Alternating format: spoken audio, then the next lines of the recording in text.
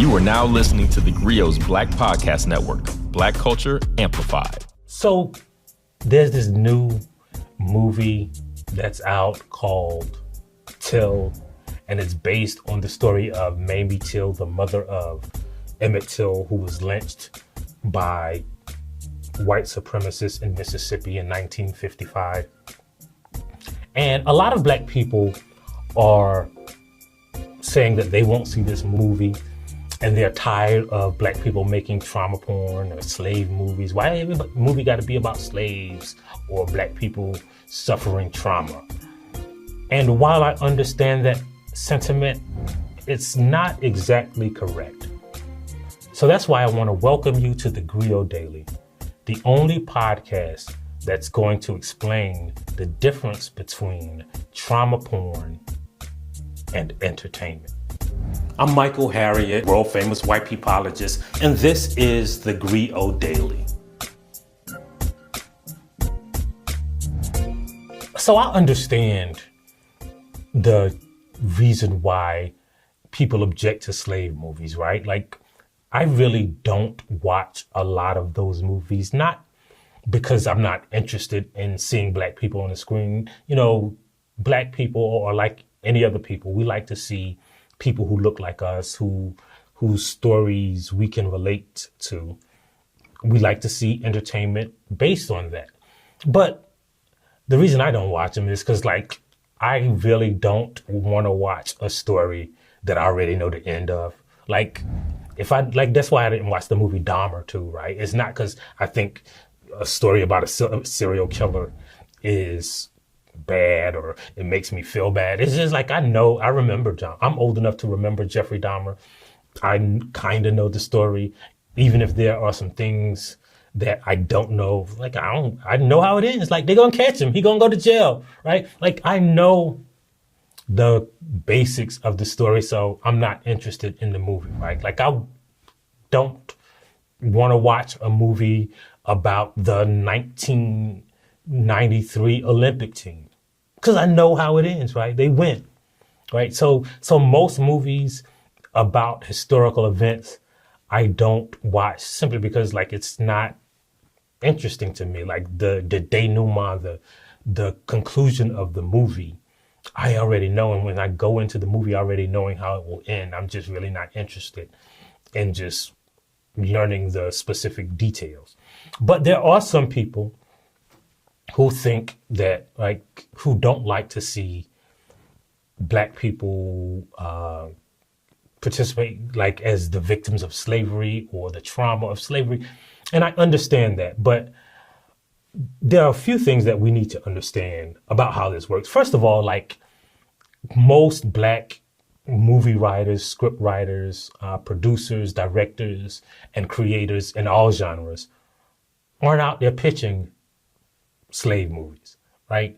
Like, you have to differentiate between what Black people are creating and what white people, who control 94% of the film industry, 95% of the TV industry, will allow to reach the screen, right? Like, we know network TVs, we know the streaming services are controlled by white people. So what we're seeing is not what Black people are making, it's what white people are allowing us to see, for the most part, right? There are some independent outlets and independent filmmakers, but most of what you watch on TV and in movie theaters, especially in movie theaters, is something that a white person had to greenlight. And so what the movie and the TV industry will greenlight is often either stories they know or something that they think they can sympathize with. And what I mean by they is white people, right? Like, and so we've talked about this before, but there's a study by the University of Toronto that shows that white people don't really empathize with Black characters when they see them on the screen. As a matter of fact, you know, in the study, they showed Black people simply performing tasks and, you know, hooked some technology, I guess, up to their brains and found that like the white people's brain activity when a black person is on the screen is the same as it is when the screen is literally blank. So when the people in the movie industry see a script or hear a pitch, they know this, right? And they say, well, because it's not like those, they don't read those same studies too. As a matter of fact, one of the interesting studies that showed that more diverse movies actually make more money was created because of the leak of like all of Sony's digital information. Somebody leaked that. Remember that whole thing when they leaked Sony's information, and then there was some like some iCloud stuff in there too, and screenshots of people sending, selfies. That was a data leak from Sony. And what someone did with that data leak is they just took the specific numbers from Sony's movies, because they don't have to tell us how much a movie really makes. And then they just like categorized the cast members and found that more diverse movies actually make more money. But aside from that, the people, I'm just saying that because I want to show you that the people who greenlight movies, who make these decisions, they see this same research. They know this data, right? And so when they get a pitch or they see a script, they have to determine who's going to watch it. And they know if it's got black characters, how are we going to make people feel something? It's called the empathy gap, right? And so they know they have to close that empathy gap. Well, how can you do that? Well, the first thing you have to do is give them something to feel. And, love ain't really nothing that people feel across racial lines, right? So a love story, a regular story about regular black people, doesn't really get the green light, like something that either they can relate to, a story that they already know, like Emmett Till, or trauma, right? And trauma is not just like pain and psychological abuse, right? Like the reason every action movie has to have a fight scene at the end, when they have that fight scene with inside, it's always, I don't know why, but it's always inside a factory where they're making sparks. Like that's the only thing that you see in the factory is just a bunch of sparks and chains with hooks at the end, right? Because we know that's how the villain is going to die. He's going to either fall on that chain with the hook at the end, or he's going to get thrown into the thing that makes the sparks. But that's trauma. A fight is trauma. Action movies, right? Like that's why the action hero always, before he goes into the fire to save the people, he pulls that picture of his wife and his kids who died right before the movie started and looks at it. Like, who carries a actual physical picture in their front waist pocket? Especially when they're doing karate, it seems like it'll fall out, but they always have it. It never falls out because they are inspired by what? By trauma. Well, the same holds true with black movies. They have to tap in to that trauma. Some people call it trauma porn, but it's one of the few things that white people can relate to across racial lines, right? Like they can see a movie like, I don't know, you pick one of those white movies that you've never watched before. Like white people can make movies about like going home to visit the family on Christmas.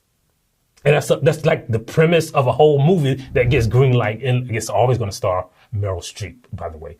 Like that's literally half of Meryl Streep's filmography. Filmography is like movies about people going back to their hometown. But there are movies like that, like all of the movies that win white Oscars are movies about just regular white people in regular situations. And then all of the black people who win Oscars, think about it now, have to have suffered some kind of trauma. You got Moonlight, where there's like the trauma of discrimination, sexual discrimination. You have stuff like Halle Berry, who whose husband was killed by the electric chair. Have Oscar win who was Denzel Washington.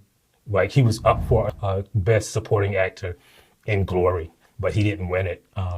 But he finally won for what? For playing a villain in a movie. So if you're going to be successful in Hollywood, you have to have some kind of trauma inflicted upon you, or you have to inflict it upon somebody else. You have to do that to close the white empathy gap.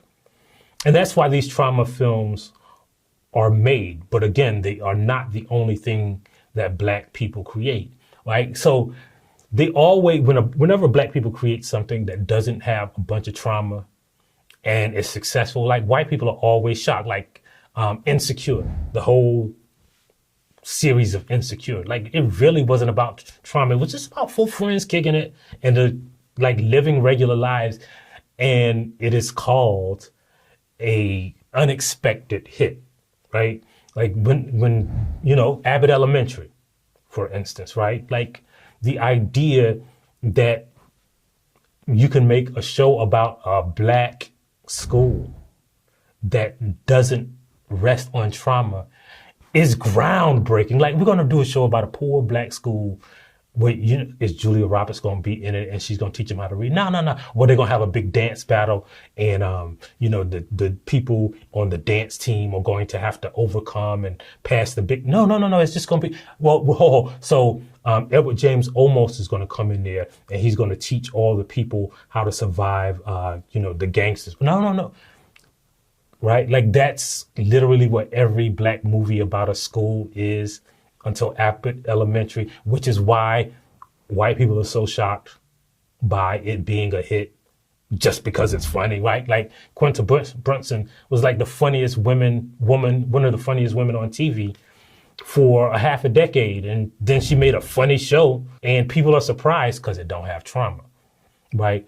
And that's because of that empathy gap. When they see Black people living without pain and suffering and other people relating to it, it is shocking because it's something that is so rare. One of my biggest theories about why Black people don't win awards is because white people see white people on screen and they say, oh man, he's playing a character that's totally different from the way he is. Like Brad Pitt is playing a cowboy. He should win an Oscar for that. And when they see Black people on TV, they can't disassociate the Black person's skin from the Black character's skin. So every Black person is just playing a Black person. So it's really not a stretch. And that's why they can't win awards. And in a sense, that's why trauma porn, slave movies, movies with Black people bleeding or getting fire hosed during the civil rights movement, that's why they exist, right? Like that's why Selma was up for so many awards. Not that it wasn't a good film, but it had that requisite trauma that elevated it in the eyes of white people to a great film. Right? That's why great Black movies like Friday was one of the greatest comedies of all time. But if you notice Ice Cube's entire career, he always makes the same kind of film. And I want you to think about this. He always makes a film about Black people surrounded by other Black people using situations that Black people are accustomed to. There's no trauma.